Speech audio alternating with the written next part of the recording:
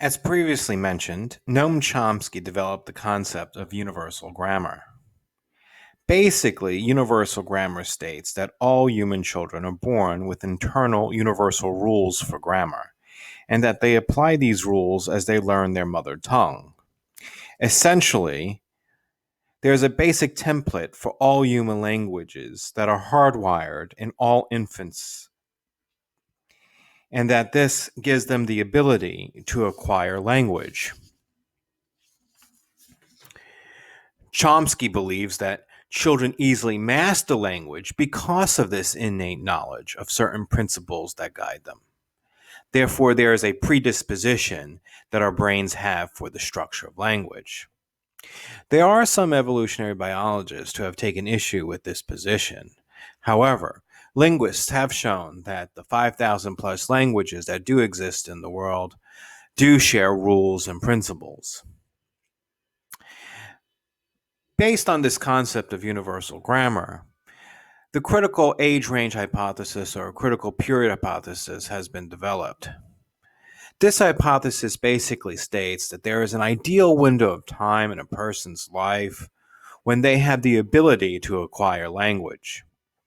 And after a certain period of time, this ability becomes diminished, and language acquisition becomes more difficult.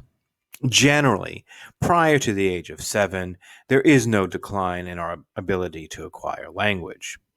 We begin to see this decline starting at the age of 8, and then between the ages of 11 and 15, this decline becomes more sharp.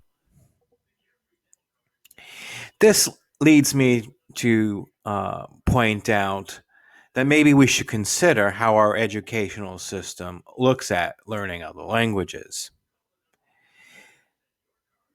In the United States, most students have the first opportunity to learn a second language when they get into high school. However, thinking about the critical age range hypothesis, by this age, the ability to learn a second language becomes more difficult. Therefore, one could certainly argue that we should reconsider structuring our educational system to include learning other languages earlier on, such as in preschool or kindergarten. This is especially important as we become a more global society.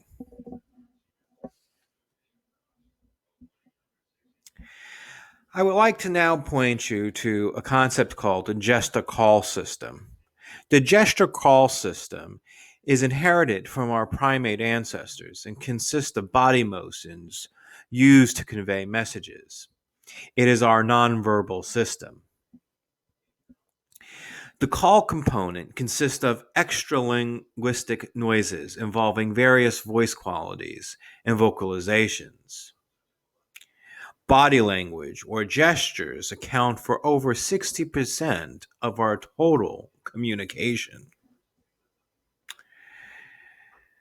Another concept is paralanguage, and this refers to the characteristics of speech beyond words, such as pitch, loudness, tempo, tone, the duration of sound.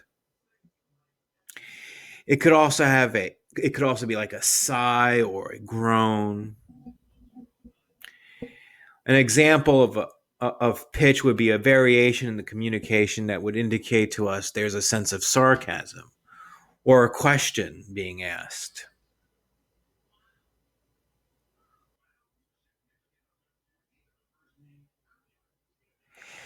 In some languages, changes in tonal quality plays an important role in communication.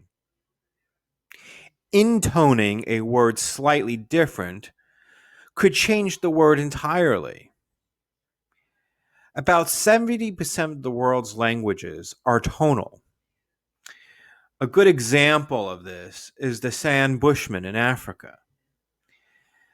I will now show you a video that I found on YouTube with regard to the San Bushman.